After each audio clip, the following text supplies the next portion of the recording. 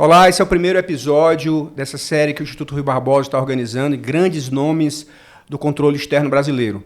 E hoje vamos começar essa série, para nossa alegria, com o ministro Benjamin Zimler, que é um amigo muito querido e é uma das grandes referências do controle externo brasileiro, ministro do TCU, com uma trajetória muito grande no sistema. Ele ingressou nos quadros do Tribunal de Contas da União em 1992, como, na época, analista federal de controle externo, né? Que hoje é de Finanças e Controle Externo. Analista de Finanças e Controle Externo, que hoje é o auditor federal de controle externo. Depois foi auditor substituto de ministro, né? Ficou alguns anos nessa função. Em 2001 foi nomeado pelo presidente Fernando Henrique Cardoso ministro do TCU, foi presidente do TCU, é ministro há muitos anos e tem uma experiência enorme. É daquelas pessoas que inspiram tanto as gerações atuais quanto as pessoas que pensam um dia em ingressar nos tribunais de contas. Então, para a gente, ministro, muito obrigado por sua presença aqui. A gente está começando muito bem com você, que certamente é um dos nomes mais expressivos e representativos do controle externo brasileiro. Obrigado, Edilberto. Eu me sinto lisonjeado por ter sido convidado para ser o primeiro a participar desse encontro. E, claro, grande parte das palavras são frutos da nossa amizade, da admiração recíproca, mas eu entendo que era algo necessário para o sistema de controle externo. A memória do sistema de controle é importante, ela tem que ser revisitada, afinal, toda linha evolutiva demanda uma visão prospectiva e retroativa do que aconteceu, ou seja, nada cai de paraquedas, eu tenho uma percepção da evolução do sistema. Então, mesmo que as pessoas sejam passageiras, a sua obra ou o seu tijolinho que colocou para construir o edifício do controle externo, é importante registrar isso. Eu acho muito legal e, óbvio, estou à disposição do amigo para qualquer tipo de interlocução. Muito obrigado. Então, a nossa ideia é essas entrevistas irem para o YouTube, né, para o canal do Instituto Rui Barbosa no YouTube, também transformar numa videoteca e num livro, transcrever todas essas entrevistas que vamos fazer. A ideia é um projeto inicial com 10 entrevistas, de nomes muito expressivos do controle externo, e transformar num livro com uma grande apresentação que eu pretendo fazer sobre os assuntos. A primeira pergunta, Benjamin, era um caráter mais pessoal. Assim, eu sei que você ingressou nos tribunais de contas, já tinha mais de 30 anos. Era um engenheiro já bastante bem estabelecido, enfim, era um profissional da engenharia. E qual foi o momento que você decidiu entrar no Tribunal de Contas? Por que essa decisão de fazer concurso para o Tribunal de Contas da União? Qual foi o contexto que levou ao Tribunal de Contas? Olha, Gilberto, a história é bem mais simples do que alguém possa imaginar. Eu sempre fui alguém que gostava das ciências exatas, era bom em matemática. Minha escolha por engenharia foi algo natural, incentivado pela minha família. Fiz o Instituto Militar de Engenharia, me formei em 78, fiquei trabalhando na área de engenharia, na área de planejamento e estudos do sistema elétrico brasileiro.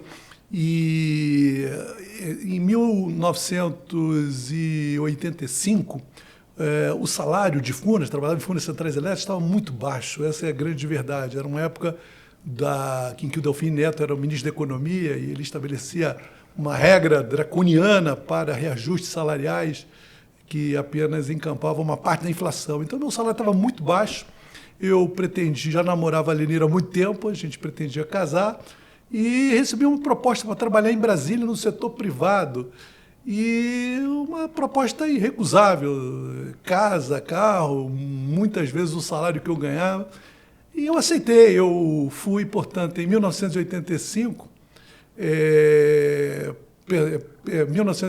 eu fui para Brasília, trabalhar na iniciativa privada, me casei, mudei de cidade, mudei de emprego, mudei de estado civil e continuei trabalhando no setor privado. Em 1991, 92, ocorre o Plano Collor e a reforma do Estado, né? Aquela ideia de uma reforma do Estado.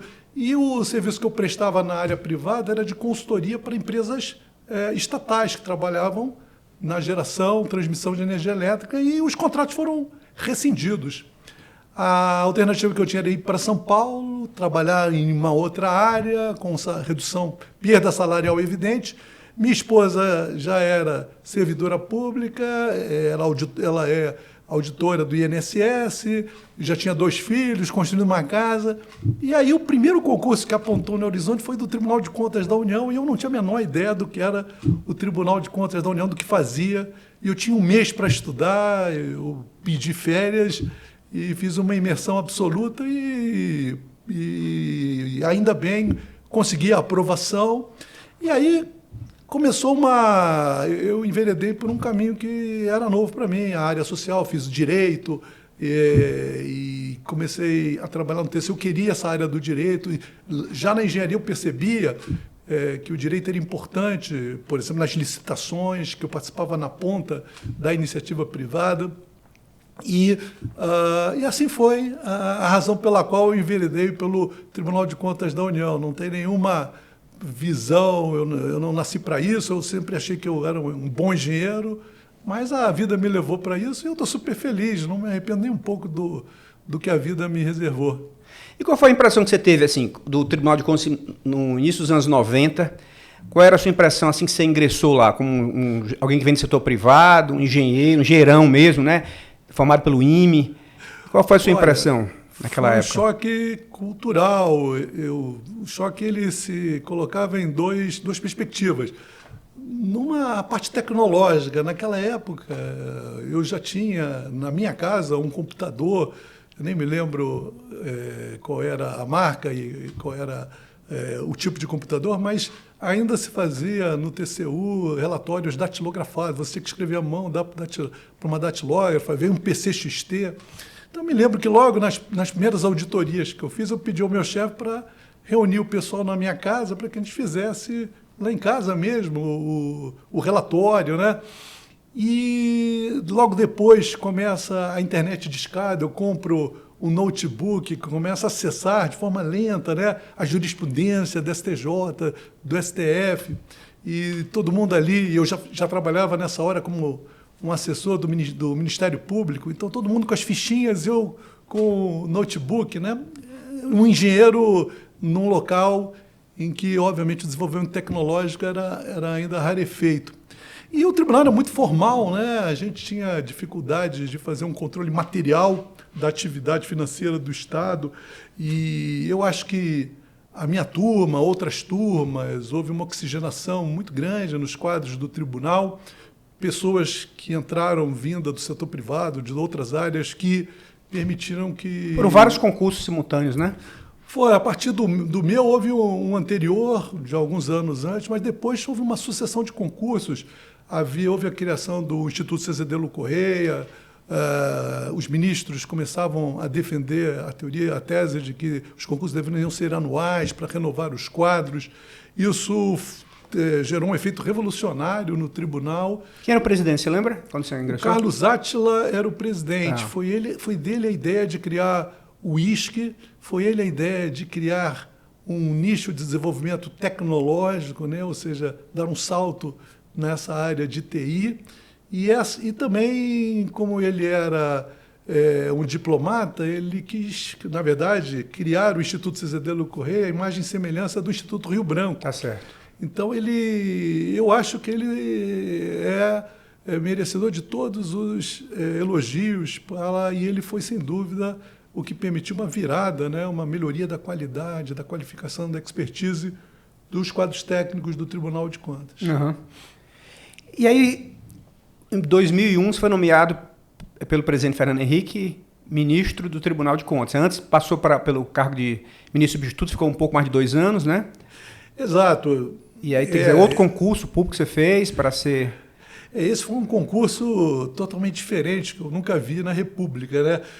Ainda bem que eu participei e consegui a aprovação, porque o tribunal há muito tempo não fazia concurso para ministro substituto, era um quadro de 3 ministros substitutos, então o ISC queria mostrar que aquilo era um concurso digno de todos os encomes, todos os elogios, né?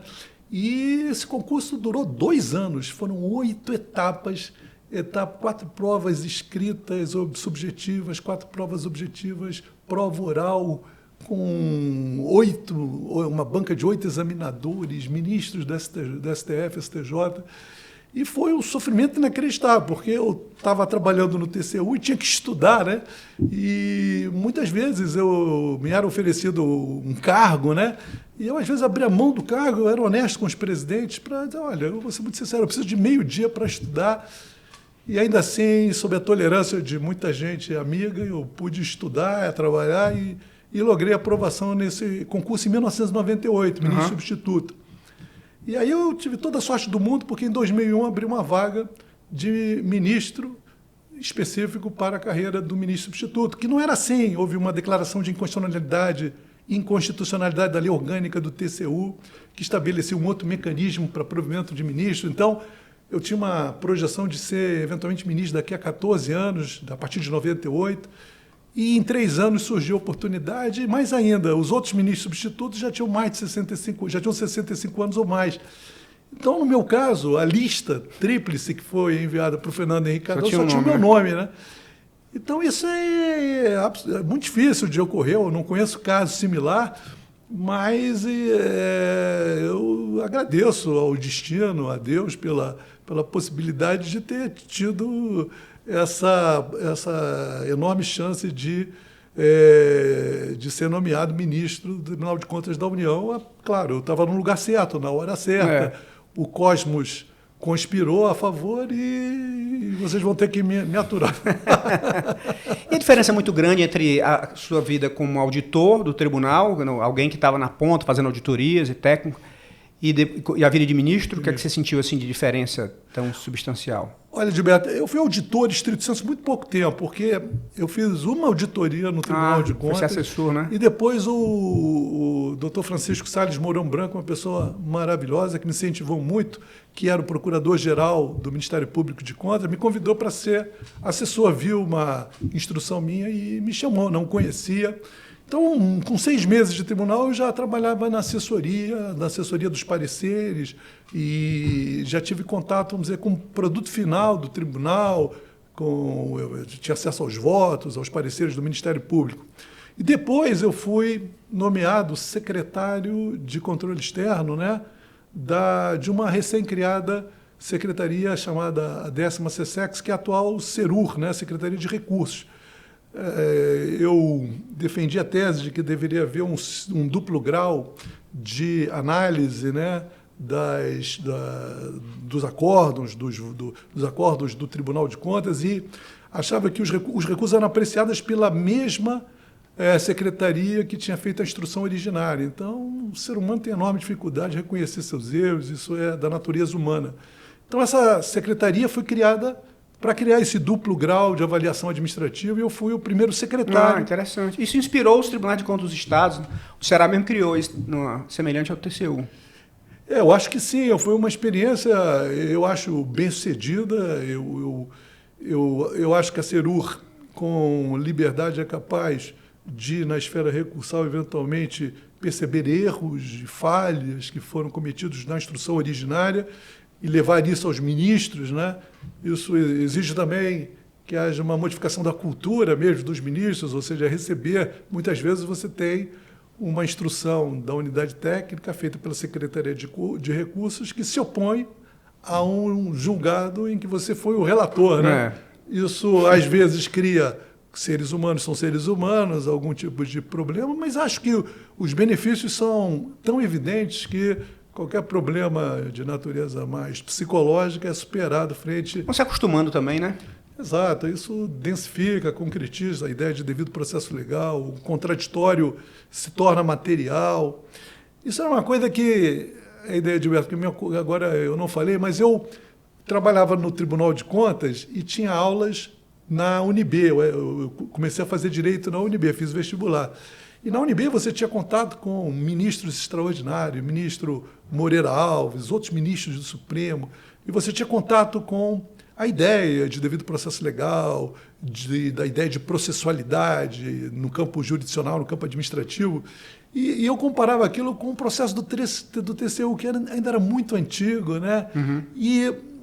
Então eu fui aos ministros, mesmo antes de ser ministro substituto, para defender a tese da Secretaria de Recursos, né? Porque eu achava que faltava isso. E E eu percebi essa dicotomia, né, entre o mundo mais arejado da UNB, com as ideias do direito mais arejadas, com a prática do tribunal muito limitada, um processo antigo. Né? Uhum. Nós vimos também de muitos anos antes de 88, ainda na época do governo militar, em que as regras me pareciam inadequadas ao novo tempo que se abria, né, da democracia. Mas isso também é interessante, Benjamin, na sua história. Quer dizer, o engenheiro se converte, se transforma no operador do direito, né, o profissional de direito, que se formou na UNB, depois fez mestrado, fez uma dissertação de mestrado que é muito elogiada sobre Luhmann, né? Então, me conta um pouco essa história, como é que foi, quer dizer, o engenheiro, que é aquela linha muito cartesiana para alguém do direito. Edilberto, eu vou falar a mais pura verdade. Eu estava fazendo mestrado na UNB e a minha tese seria uma avaliação do regimento interno do Tribunal de Contas da União. E eu tinha feito uma tese, uma minuta de tese, em que eu criticava muito os artigos do regimento interno, apontava eventuais inconstitucionalidades, ilegalidades, dentro daquela visão que eu tinha de que o tribunal praticava um processo antigo, né, não inspirado no oxigênio da Constituição de 88.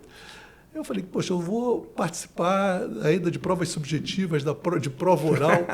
Será que é conveniente eu lançar um livro com tantas críticas ao processo do Tribunal de Contas? E aí, alguns professores falavam de Luhmann, que é um sociólogo, filósofo alemão, e eu, para ser muito sincero, não entendia nada do que Luhmann falava. Eu fui atrás dos livros dele e eu tinha dificuldade de entender a teoria de Luhmann. E isso me instiga profundamente. Assim, quando eu não entendo algo, né, eu, em vez de eventualmente fugir do assunto, é algo que é quase que uma atração infinita. Aquilo passa a ser algo que me atrai de uma forma forte. Então, eu comecei a comprar os livros, comecei a entender um pouco a teoria do Luhmann e resolvi, então, enveredar numa análise da teoria funcional sistêmica dele e analisar a política e o direito sobre uma visão funcional sistêmica, que é a minha tese, que virou livro. E, na verdade, eu não continuei nessa área da sociologia jurídica, da filosofia jurídica, então muitas vezes as pessoas me pedem para falar de Luhmann, eu tenho que dar uma relida, mas ele é alguém que criou uma teoria que explica em grande medida o que acontece na sociedade modernas, complexas, né? Em que você tem o diálogo entre sistemas distintos, né? A ideia de que não há como estabelecer comunicações produtivas sem que os subsistemas comunicativos operem de forma fechada, tenham códigos específicos fechados, mas que se percebam, sejam cognitivamente abertos e operativamente fechados. E ele, na verdade, mostra que os sistemas podem, eventualmente, morrer se eles pararem de comunicar e pararem de cumprir a sua função, né? Por exemplo, o direito cumpre uma função, segundo Luhmann, de estabilizar congruentemente as expectativas contrafáticas das pessoas. O que quer dizer, de forma muito simples, todo mundo, você lê o jornal e tem muitos assassinatos, né? Mas todos nós compartilhamos de que assassinar é um crime, de que não devemos assassinar. Por isso nós podemos eventualmente sair nas ruas, né? Claro, com graves exceções em alguns estados brasileiros e cidades, sem o medo de que as pessoas possam eventualmente estar pensando em nos matar.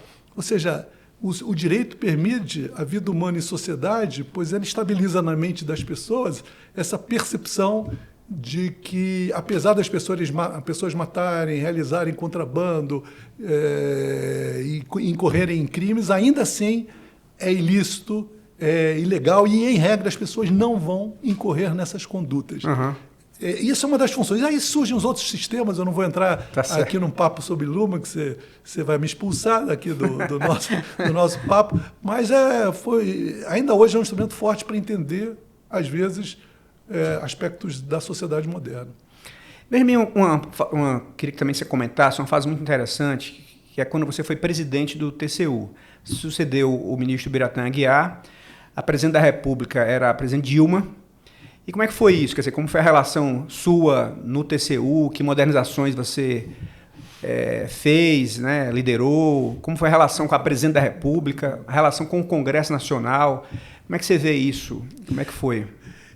Eu admiro a presidente Dilma, pessoa muito correta, muito capaz, mas eu tenho um fato a contar logo no início do meu mandato, que é a mais pura verdade. Nós estávamos no TCU incomodados com o que estava acontecendo na Petrobras. Eu estou falando do início de 2011. E nós estávamos percebendo, já estávamos com quase uma centena de processos, que muitas licitações para unidades fabris de refinarias, principalmente, bilhões de reais, elas eram realizadas sem muita competição, sem grandes descontos no orçamento estimado da Petrobras. E o tribunal começava a criticar a orçamentação feita pela Petrobras, uma hiperorçamentação, e também essa falta de desconto. 5 consórcios disputando e 0,5% de desconto no orçamento inflado. E nós tínhamos uma dificuldade grande de estabelecer uma interlocução produtiva com a Petrobras, havia problemas na remessa de informações, havia todo um entrave burocrático imposto principalmente pela Petrobras. Eu fui a presidente Dilma para falar desses aspectos, porque tudo da Petrobras é gigantesco, ou seja, o orçamento fiscal da União é pequeno, o orçamento de investimentos da União já era absolutamente irrisório frente ao que a Petrobras estava fazendo. 2 refinarias, cada uma de 23 bilhões de dólares, né? Tudo é gigantesco na Petrobras. Então, nada era tão importante em termos de magnitude financeira do que as licitações da Petrobras. E aí eu fui falar com ela e depois de uma conversa muito boa, o ministro Zé Múcio é um grande amigo, ele torna qualquer ambiente absolutamente fluido, né? De um bom humor dele, né? E eu senti quando eu falei a questão que houve um certo mal-estar, mas eu senti que a presidente Dilma já tinha, por exemplo, providenciado a substituição da presidência da Petrobras, surgiu a Graça Foster, a nova presidente, e realmente houve uma melhoria, né, na relação Petrobras-TCU. É óbvio que em 2014 são revelados os problemas da Lava Jato, que já de certa forma eram antecipados pelo Tribunal de Contas. Mas o relacionamento com a presidente Dilma, com a presidente Graça Foster, foi muito bom. E eu acho que a gente inaugurou uma nova etapa na relação Petrobras-TCU. Reparem que eu assumo em 2011, 2012, e eu entendia que o tribunal deveria ter uma expertise, capacitação para acompanhar as concessões de serviços públicos que se avolumavam à época. Então, eu crio determinadas unidades técnicas, chamadas CEINFRAs, que vão além das SECOBs. As SECOBs analisavam apenas as obras públicas, e as CEINFRAs, sim, começaram a analisar todas as concessões de serviços públicos, toda análise técnica, financeira, ambiental, análise do fluxo financeiro, tendo capacidade, portanto, de avaliar as outorgas mínimas ou as tarifas máximas, né, cobradas, utilizar a forma pela qual eventual concessão, qual a metodologia, qual a divisão de riscos nas concessões, dos contratos de concessão. E aí a gente inicia uma interlocução extraordinária com as agências reguladoras, com os ministérios que representam o poder concedente, com as empresas privadas, no sentido de ir melhorando, né, a metodologia das concessões de serviços públicos, tanto sobre o aspecto técnico, de engenharia, quanto no aspecto financeiro, quanto no aspecto ambiental. E esse início, claro, não foi início, o ponto não foi a gênese, mas acho que a gente deu uma enorme... nós tivemos uma evolução muito grande que permite hoje que a gente tenha um trabalho extraordinário, né? Eu acho que é uma característica hoje do Tribunal de Contas da União, essa interlocução hoje cada vez mais complexa com agências reguladoras, iniciativa privada e poder concedente para tratar das desestatizações, das concessões de serviços públicos, de parcerias público-privadas. E o tribunal, que era, no passado, tido como produtor de um fator de risco, né? Hoje ele é, por muitos empresários, reconhecido como um fator de estabilização, né? E de indução da segurança jurídica, da segurança econômica para viabilizar o aporte de recursos na área de infraestrutura nos contratos de concessão. E a gente está falando sempre de bilhões de reais e, óbvio, esse é o nó górdio, né, que precisa ser desatado para que a nossa infraestrutura, para que a nossa logística na área de infraestrutura possa se desenvolver. Nós temos ainda graves deficiências em todas as áreas de infraestrutura. E, Benjamin, como é que você vê essa crítica de certos setores, assim, da academia, da sociedade brasileira, que falam que os tribunais de contas, de uma forma geral, o TCU em particular, contribuiu, talvez não mais, mas contribuiu em grande medida para o famoso apagão das canetas? Como é que você vê? Você acha que é uma crítica injusta?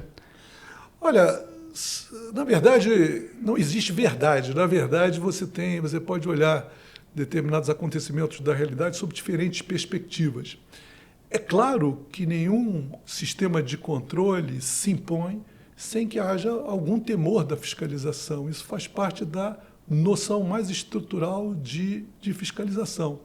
No dia que você estiver dirigindo o teu carro e for parado pela Polícia Rodoviária Federal e você, olha, que maravilha, é ótimo saber que o Estado está tão atento com a velocidade máxima, a condição dos veículos automotores, você tendo que estar em Fortaleza daqui a meia hora atrasado. É óbvio que a relação fiscal-fiscalizado não é uma relação simples e tranquila, ela pressupõe sim uma simetria e pressupõe sim uma tensão natural. É óbvio que nós presenciamos um processo de hipertrofia dos controles, pós-88 principalmente, tanto no Ministério Público quanto nos tribunais de contas. Acho que o Tribunal de Contas da União, com certeza, ele pode ser tido como exemplo forte disso. Concursos públicos, equipes técnicas, bem remuneradas.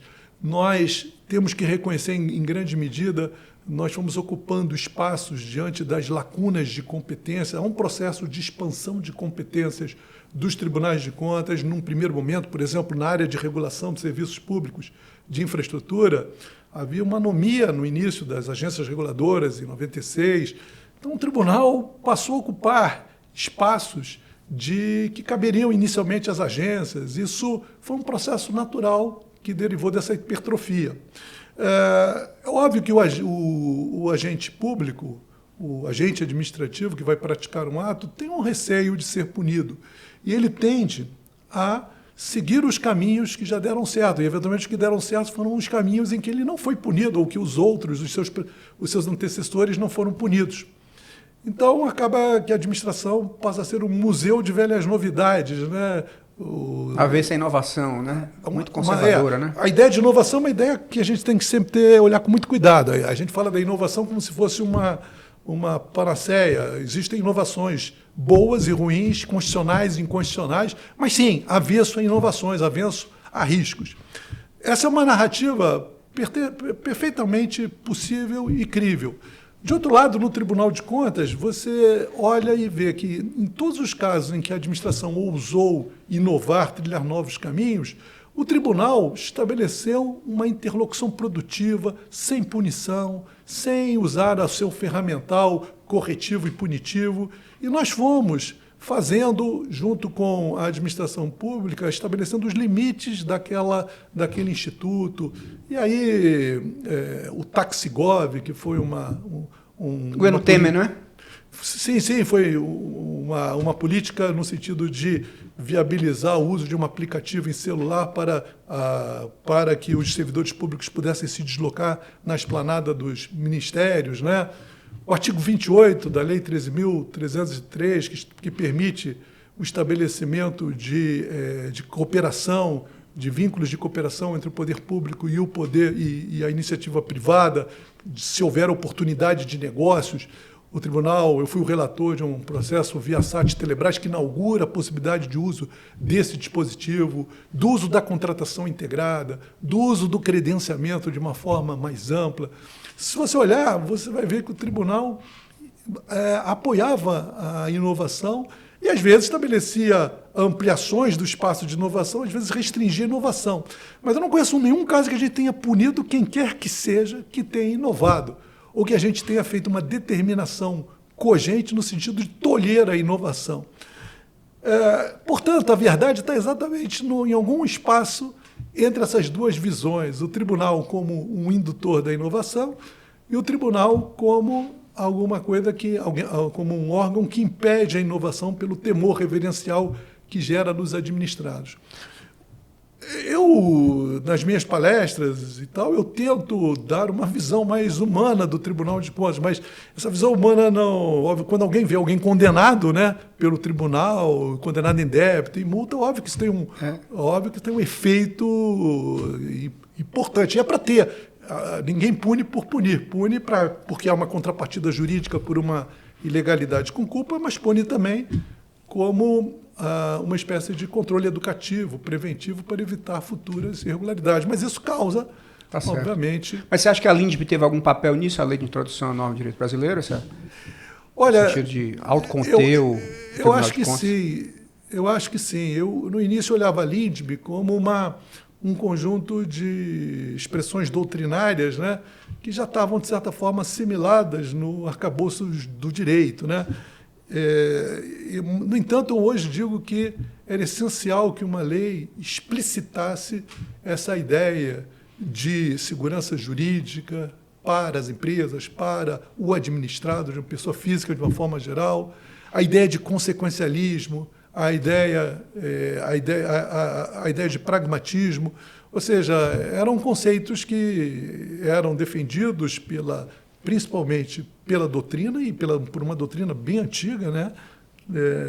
Nós podemos ir longe para eventualmente perceber nos compêndios de direito administrativo a ideia, por exemplo, de convalidação, né, que é uma ideia pragmática, obviamente, que tem um caráter consequencialista, né? Ou seja, eu não vou anular e desfazer tudo por desfazer. Eu tenho que reconhecer que, em alguns casos, eu tenho que preservar efeito jurídico de atos ilícitos. Nada mais pragmático e consequencialista, mas a LINDB, ela externalizou, positivou e induziu que, por exemplo, no Tribunal de Contas, nós tivéssemos o maior respeito na hora de se realizar, por exemplo, uma dosimetria das sanções aplicadas. Há um caminho do artigo 22, parágrafo 3º da LINDB, que diz que você tem que olhar a natureza, a gravidade, as circunstâncias agravantes, atenuantes, os antecedentes, o dano causado. Então, eu tento fazer um esforço, na hora de graduar uma multa, de seguir a cartilha da LINDB. Óbvio que o tribunal oscila, mas há uma tendência de uniformização da metodologia, né? Isso me pareceu importantíssimo. Quanto a pragmatismo e consequencialismo, os efeitos foram gigantescos, maiores ainda, talvez a gente vá falar sobre isso. Mas você sabe o que eu acho interessante também, Benjamin? É porque as pessoas falam muito no direito administrativo do medo, do terror. Eu digo isso pela minha própria experiência, conversando com muitos colegas, que a gente já está no sistema há alguns anos também. É que as pessoas falam assim, olha, o medo existia, claro, dos gestores, mas também existia dos controladores. Aquele ethos, o espírito do tempo da época da Lava Jato, aquilo contaminou tudo.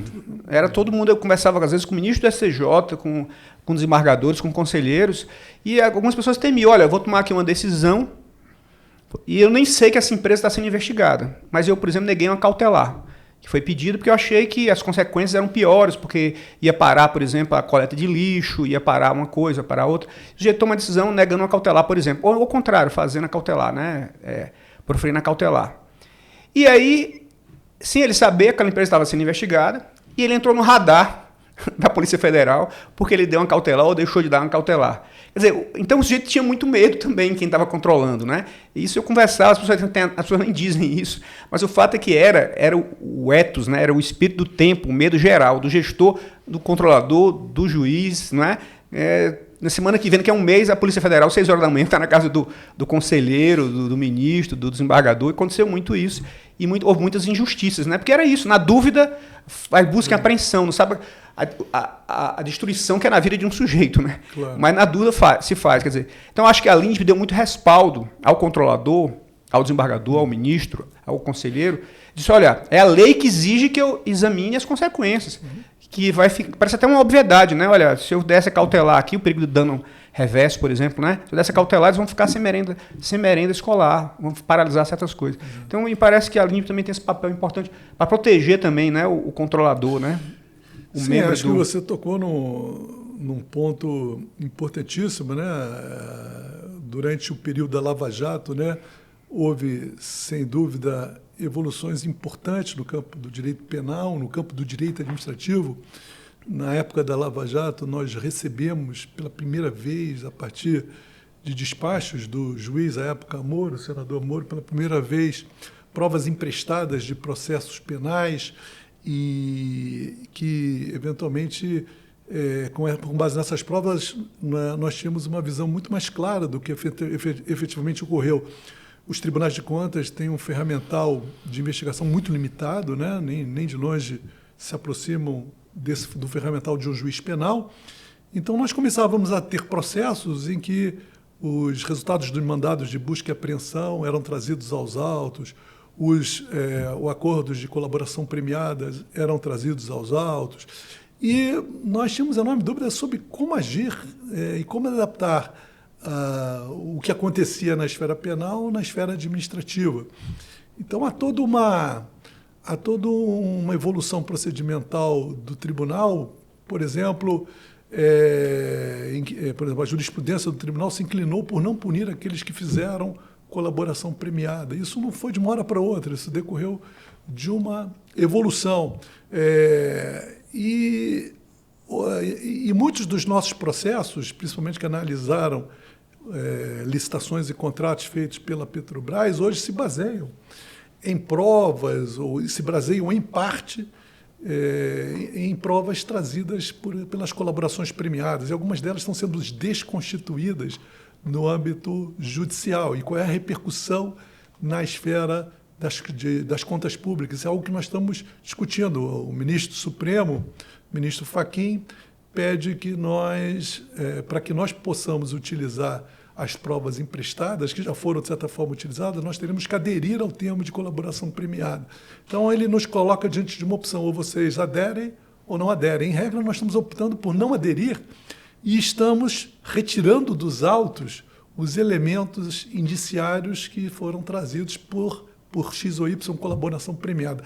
Olha o nível de complexidade que nós estamos tendo, o reflexo na esfera administrativa dessa mudança total no campo da esfera judicial. E muito provavelmente, vou ser muito sincero, são processos de bilhões de reais que já tem mais de uma década, né, de dificílima apuração, ou seja, nós estamos falando de unidades fabris de bilhões de reais. É difícil, por exemplo, calcular o sobrepreço, o superfaturamento. Evoluímos utilizando técnicas econométricas para calcular superfaturamento, porque não havia como analisar nota fiscal por nota fiscal. Isso tudo está sendo questionado ainda no âmbito do TCU, vai ser judicializado. Há a possibilidade de mantida um entendimento do Supremo Tribunal Federal sobre a contagem dos prazos de prescrição e sobre os marcos interruptivos, sobre a não possibilidade de múltiplos marcos interruptivos da prescrição. É possível que muitos desses processos estejam prescritos. Então, o Brasil ele tem alguma coisa muito estranha, ou seja, o que me parece que possa ser uma evolução, né, uma decantação a partir de uma dialética, a decantação de um bom caminho acaba sendo desconstituído. Nós estamos redescobrindo a pedra. E é óbvio que a Lava Jato estava cheia de boas intenções, mas houve, óbvio, inúmeras violações ao devido processo legal. Isso está sendo hoje depurado e, mais uma vez, me dá uma tristeza muito grande de nós perdermos oportunidades evolutivas para a área do direito administrativo, no nosso caso, também na área penal, etc. Eu queria ver a tua opinião sobre isso, Benjamin, que realmente, nesses anos todos, uma das modificações assim, mais expressivas foi esse entendimento da decisão do Supremo Tribunal Federal sobre prescrição. Isso teve impacto direto no TCU, nos tribunais de contas dos estados. A gente está falando de processos aí de décadas, né, de mais de uma década, da Lava Jato, mas em vários campos, né? A gente lida com o devido processo legal, ou seja, contraditório, ampla defesa, e os advogados são cada vez mais atentos e atuantes. Como é que a gente aprofunda as fiscalizações, as auditorias, convivendo com esse mundo da prescrição? Que tem que haver, é parte do... Qualquer sistema jurídico do mundo tem prescrição, né? Sim. O Estado não tem um direito eterno de investigar, de punir, faz parte do jogo. Mas como é que a gente compatibiliza a nossa atividade? Como é que você vê isso tudo como Olha, eu disso? falo no alto do que aconteceu comigo há mais de 20 anos, né? Eu fui voto vencido 2 vezes, né, quando o tribunal tinha o entendimento, e o Supremo também, de que a pretensão ressarcitória do Estado era imprescritível pela letra constitucional, por uma interpretação da Constituição, e eu entendia que deveria haver um marco prescricional, a contagem de um prazo prescricional, ele se impunha, e fui derrotado pelo tribunal. Então você tem décadas de jurisprudência do tribunal em que nós entendíamos que era imprescritível a pretensão ressarcitória do Estado. Começa o Supremo a apontar no horizonte de que deveria ser aplicado, porque não há uma lei estabelecendo os marcos prescricionais para o processo do Tribunal de Contas. Então, é aplicada a Lei 9873, né, que não é uma lei inadaptada, que é mais utilizada para o exercício do poder de polícia, né, na polícia administrativa. Nós fizemos uma resolução tentando adaptar as regras dessa lei, criamos a Resolução 344, que estabelece, então, as nossas regras de interrupção, nossas regras para prescrição, que atingem a pretensão sancionatória e a pretensão ressarcitória. Aqui também foi questionado pelo Supremo, né? Algumas hipóteses de ela se baseou na jurisprudência do Supremo, e que nos impunha a 9873, e mais a sua jurisprudência até então. Só que a jurisprudência do Supremo está revisitando a cada momento a jurisprudência antiga. Então, isso é um ponto que o tribunal está muito preocupado, não é? Sim, hoje provavelmente a gente vai ter uma reunião sobre isso, porque se prevalecer a tese, que eventualmente vai sendo sufragada por grande parte dos ministros supremos, de que não pode haver múltiplos marcos interruptivos da pretensão ressarcitória e sancionatória, alguma coisa de 90% dos nossos processos, nós estamos fazendo um estudo sobre isso, nós vamos perder objeto pela ocorrência da prescrição. A verdade é que você tem o processo de TCE, é um processo complexo que tem uma fase interna, uma fase externa. Recomeça na fase externa, né? Exato, você não tem muito controle na fase interna, ele vem ao tribunal, às vezes, com muito retardo. A fase externa, às vezes, ela se prolonga porque a fase interna se mostrou deficiente. Muitos órgãos federais, estaduais, você deve perceber, deve ser similar, não tem ainda condições de processualizar uma TCE com os devidos cuidados, então eles retornam. E também para avaliações materiais, né? O sobrepreço não está bem calculado, faltou um questionamento sobre este ou aquele ponto. Então, a grande verdade é que os nossos processos médios e complexos têm múltiplos marcos interruptivos que vão, eventualmente, interromper a prescrição intercorrente de 3 anos.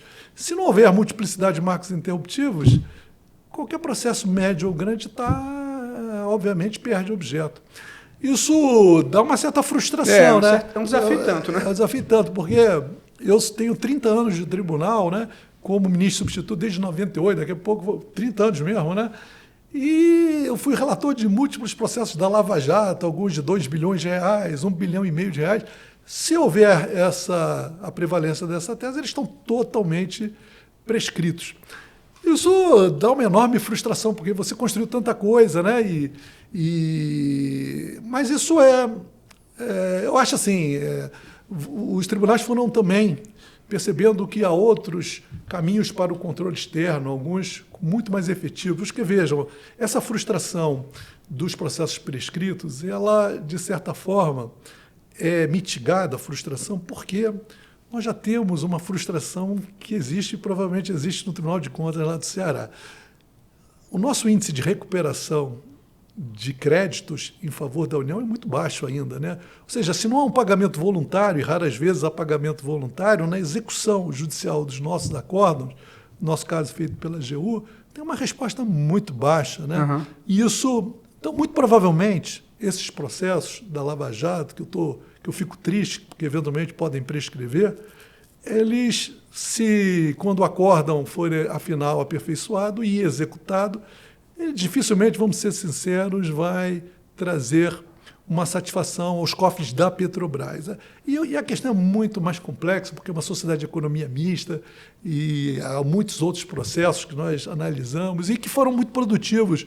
um que avaliou, por exemplo, os atos de gestão negocial da Petrobras. Melhorou muita governança, né? Vocês incentivaram muito essas questões também, né? Exatamente. A gente analisou todo o processo de decisório da Petrobras para chegar, por exemplo, eu fui o relator para a construção da refinaria Abreu e Lima, para a refinaria do Rio, e para a Repar, para o Comperge, né? Então, são processos em que a gente adentrou pela primeira vez a análise da gestão negocial de dirigentes de sociedades de economia mista, usando critérios como Business Judgment Rule, ou seja, a ideia de que as decisões não são ilícitas porque dão prejuízo ou dão lucro, mas elas devem ser informadas, devem ser desinteressadas e devem ser motivadas, né? Ou seja, houve uma modernização da atuação do tribunal. E volta a falar um aspecto. Para débitos muito elevados, com prazos prescricionais muito curtos, o tribunal inaugurou a possibilidade de se calcular débitos por métodos econométricos, que são relativamente rápidos. Ou seja, com esses prazos prescricionais é impossível... E não tem sido questionado isso no judiciário, esses cálculos? Tem sido questionado no TCU, nós superamos os questionamentos, mostramos até direito comparado, mas sim, está sendo questionado no judiciário. Que novidade, né? Não tenho nenhuma resposta ainda do Poder. Esse é um dos problemas do Poder Judiciário. O timing do Poder Judiciário para essas grandes questões é lento.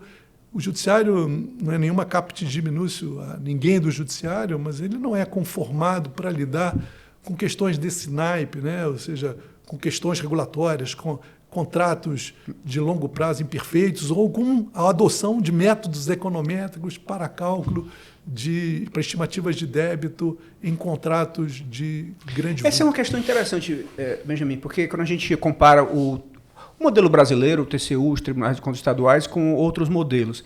Porque, veja, o TCU tem toda uma estrutura de auditores que fazem, né, todo um trabalho, gente muito qualificada, como você falou. Depois tem um Ministério Público que dá um parecer, tem um ministro, leva para um colegiado, depois tem um recurso, é apreciado pela Secretaria de Recursos, volta para o plenário. E aí alguém vai recorrer, vai para um juiz de primeiro grau, né, um juiz federal sozinho, sem essa estrutura toda, sem o conhecimento técnico necessário, porque ele conhece o direito, mas não conhece nada de processos, né, específicos de Tribunal de Contas. Quer dizer, esse modelo brasileiro tem algo de muito estranho, não é? Nesse sentido.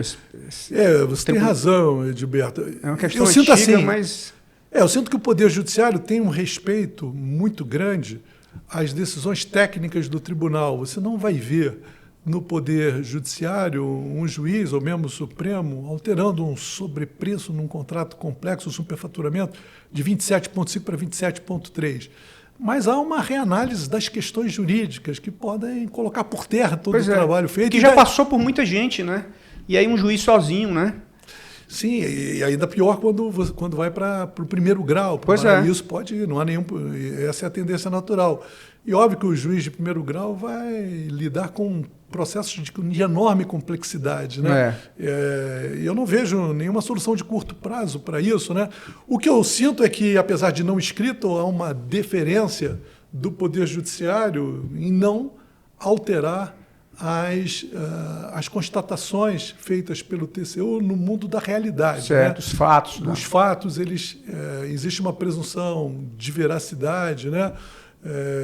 E de legalidade nos atos praticados. Mas o que há são críticas, uma visão do próprio juiz acerca dos contratos, dos direitos, eventualmente, do contratado. E aí eu sinto que existe uma tendência jurisprudencial do Poder Judiciário brasileiro de olhar com mais cuidado o hipossuficiente dessa relação, que é, obviamente, o contratado, o agente privado, o parceiro privado da relação jurídica. Então, no mundo das concessões, você vê poucas decisões de mérito em favor da União. Às vezes, inadimplências grosseiras por lado do lado do contratado, mas ele diz que é porque ele ainda consegue, mesmo diante das inadimplências, manter o contrato ou parte do contrato. Então, as tentativas de rescisão unilateral do contrato, essa é uma cláusula exorbitante teórica, né? Uhum. Ela raramente ocorre, ela só ocorre quando, na verdade, ela é dita unilateral, mas ela é consensual, né?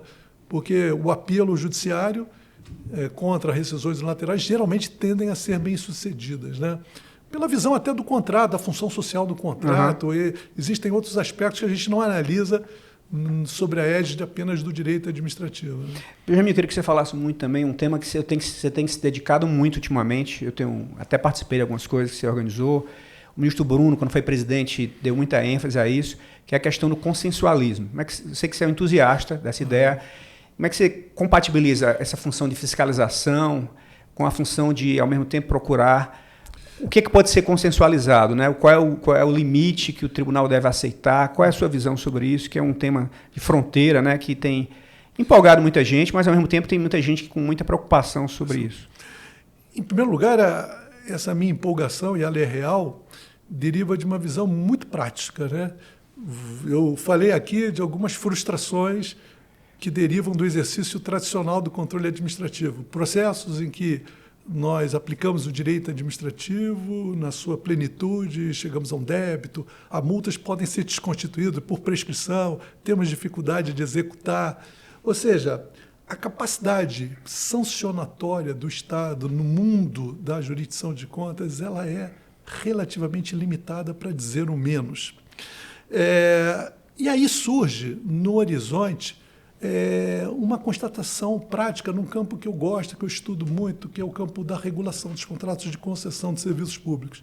Você olha o setor rodoviário, olha o setor ferroviário, aeroportuário, por exemplo, e também no setor elétrico, e vê inúmeros contratos de concessão paralisados, em que o plano de encargos, o plano de investimentos não é incorrido, o concessionário está inadimplente, porque houve uma transformação contextual, houve uma alteração da realidade, aquele contrato que parecia econômico se tornou antieconômico, porque houve uma frustração no fluxo de veículos na rodovia, fluxo de passageiros num aeroporto, houve uma mudança da estratégia, do planejamento estratégico do Estado, aquela ferrovia que parecia importante para escoar a soja, o milho, foi substituída por outro plano. Uhum. E esses contratos são de 25, 30, prorrogáveis, 50, 70 anos. E os nossos processos de acompanhamento das concessões, porque a gente analisa não só o momento auge, o momento importante da concessão, que é a licitação, os estudos de viabilidade técnica, econômica e ambiental, mas depois o contrato de concessão. E nós éramos sempre muito duros, né, com as perspectivas de alteração contratual, de reequilíbrio econômico-financeiro. Dizíamos que os riscos eram assumidos pelo particular. Em alguns, a ideia de matriz de riscos nasce no mundo das concessões.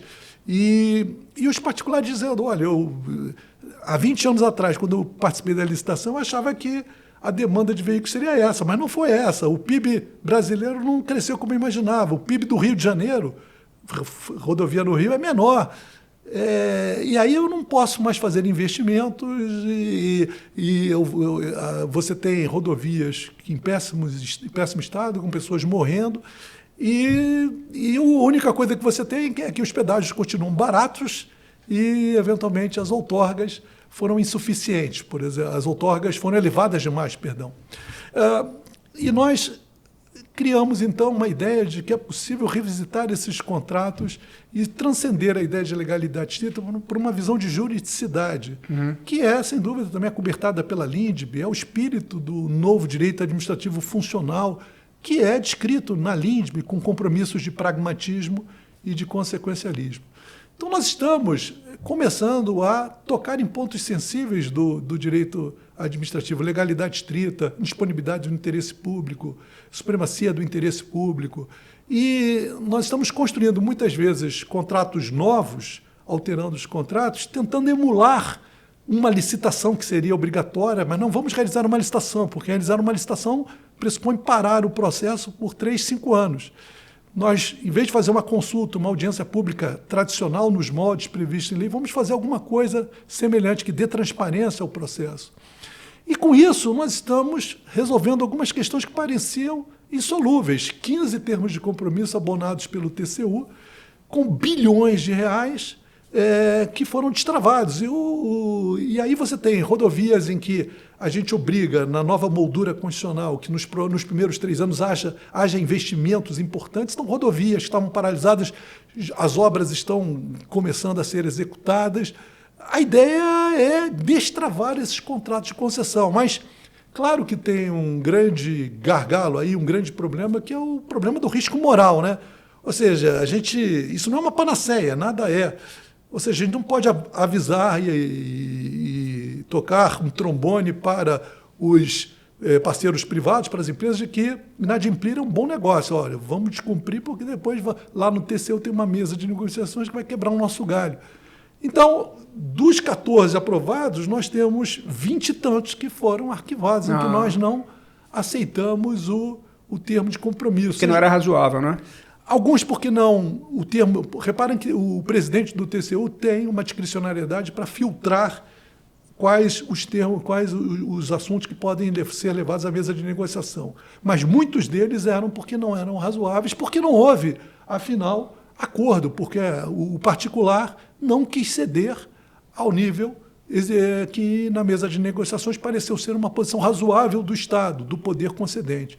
Então, não é uma panaceia. Eu até conversei com o nosso presidente de que nós deveríamos vocalizar, ou seja, anunciar, quando nós rejeitássemos um termo de compromisso, para mostrar ao mundo que... É uma sinalização importantíssima. Uma sinalização de que o risco moral existe, que nós estamos tratando do risco moral. Tá certo. Inadimplir é um risco grave. E agora, óbvio, casamentos eu tenho 40 anos de casamento. Quem é que pode ter 40 anos de casamento se não adotar métodos consensuais? Ou seja, se a tua esposa disser alguma coisa, você concorda e pronto. É o método consensual mais efetivo para que um casamento perdure, né? Pelo menos no meu caso. É verdade, qualquer um acho que é isso. Mas estamos falando aqui quase 1 hora, então só para a gente encerrar, que você tem uma sessão no tribunal daqui a pouco, como você vê o futuro do controle? Você acha que a inteligência artificial vai revolucionar o controle externo, o uso do Big Data, o Big Computing, né?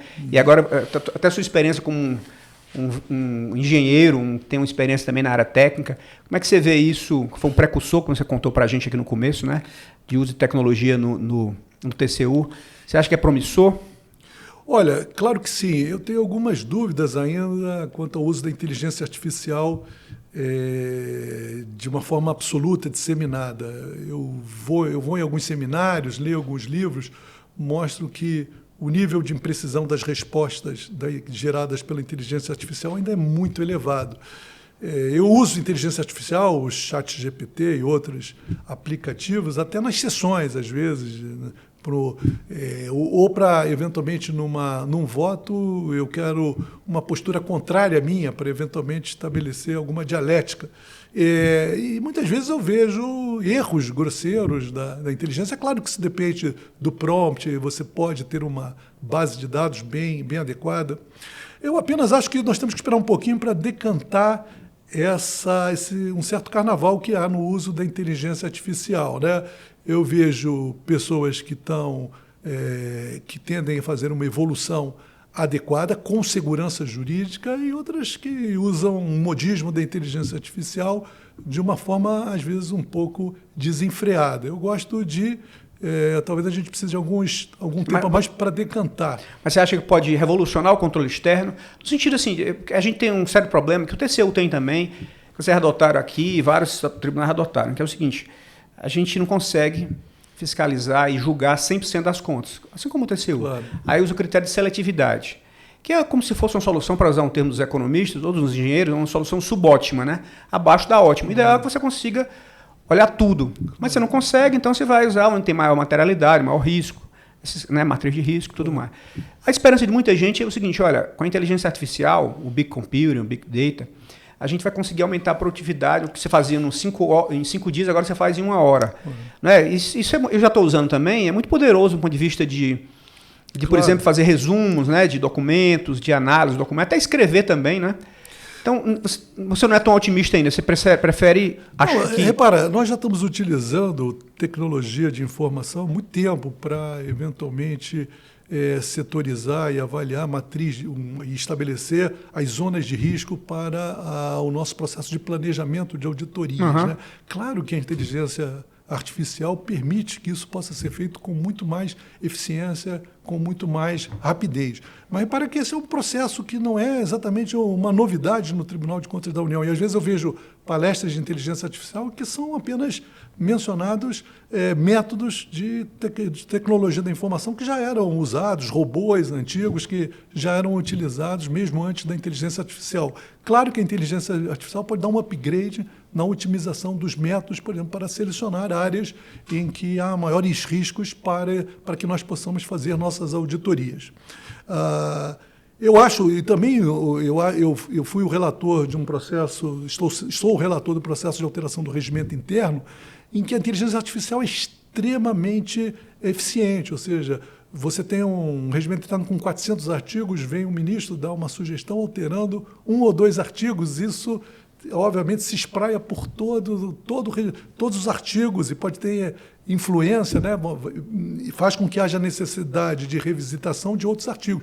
A inteligência artificial faz isso rapidamente. Repara, eu sou uma pessoa sempre bastante cética, eu gosto de esperar um pouquinho, Tá ou certo. seja, eu já vi em alguns processos do tribunal um bom resultado da inteligência artificial. Entretanto, eu não sou capaz hoje de dar uma aula aqui dizendo, olha, a inteligência artificial impactou os processos do TCU dessa forma, dessa forma. Ainda não estamos ainda nesse estágio. Quando estivermos nesse estágio, eu serei capaz de responder mais adequadamente Tá a certo. tua pergunta. Então, para a gente encerrar, assim, do meu ponto de vista, como é que você vê o futuro do controle? Compara quando você entrou, como é hoje, você viu toda a evolução, como é que você vê o Tribunal de Contas da União, os Tribunais de Contas dos Estados, daqui a 10 anos, daqui a 15 anos, a relevância deles, a participação deles na sociedade, o papel deles? Olha, eu tenho que reconhecer que um aspecto importantíssimo do tribunal vem hoje se mostrando talvez a vertente mais relevante do controle externo, que é a nossa capacidade de analisar políticas públicas, né?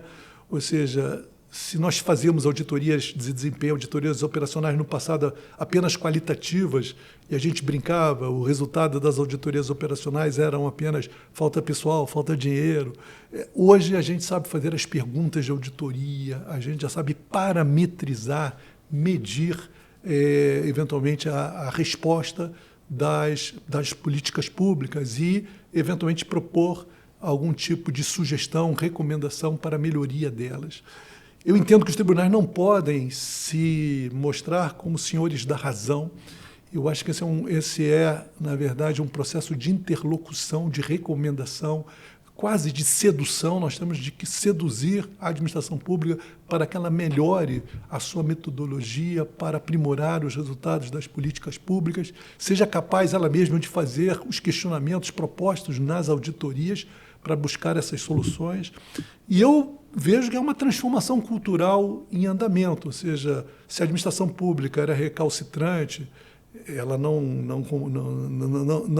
se amoldava a esse tipo de controle, ela já é partícipe, ela consegue entender o que é um controle a 4 mãos. E mais, a ideia de consensualismo é uma ideia que me parece extraordinariamente relevante. O tribunal acaba se tornando, os tribunais de contas, um elemento fundamental para para acabar com essa situação de paralisia, em grande medida, dos contratos, de contratos de grande vulto, de obras e contratos de concessão. Não que nós tenhamos que perseverar nessa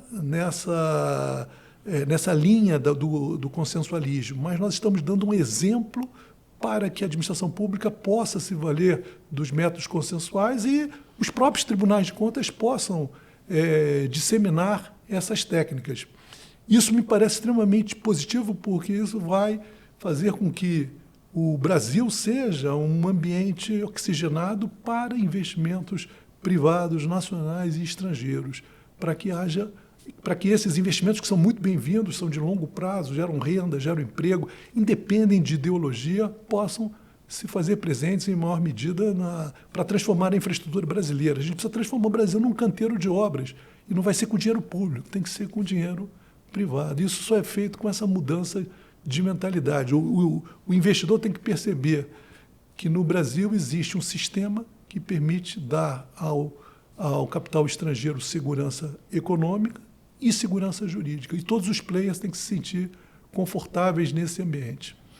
Muito interessante, e eu quero demais, Benjamin, agradecer a sua... Foi extremamente rico, tenho certeza que quem assistir vai aprender muito e registrar o nosso agradecimento. Você sempre é muito gentil com o Instituto Rui Barbosa, com o sistema como um todo, sempre participa dos nossos eventos, dá muitas palestras e participou demais dessa iniciativa, que a gente começou muito bem. Eu tenho certeza que, como disse, quem assistir vai se inspirar, vai gostar de assistir, de aprender um bocado, porque certamente você é um dos nomes mais expressivos, não é nenhum favor, né, nenhuma bajulação, todo mundo sabe disso, das pessoas que mais inspiram tanto as gerações atuais quanto quem está pensando em um dia ingressar no Tribunal de Contas. Então, muito obrigado por sua presença. Eu deixo com você a palavra para, se quiser fazer algum comentário final. A palavra é só de agradecimento, Edilberto. Eu estou super envaidecido de ter sido o primeiro, né, de inaugurar essa interlocução, essa conversa. Espero que possa, eventualmente, transmitir a minha experiência, as minhas ideias e as minhas dúvidas para todos aqueles que estão e que vão entrar no sistema de controle externo. E a palavra que fica mesmo é um enorme muito obrigado, e saber que estou sempre à disposição para colaborar com uma pessoa brilhante como você, que está fazendo um trabalho magnífico à frente do nosso IEP. Muito obrigado, então.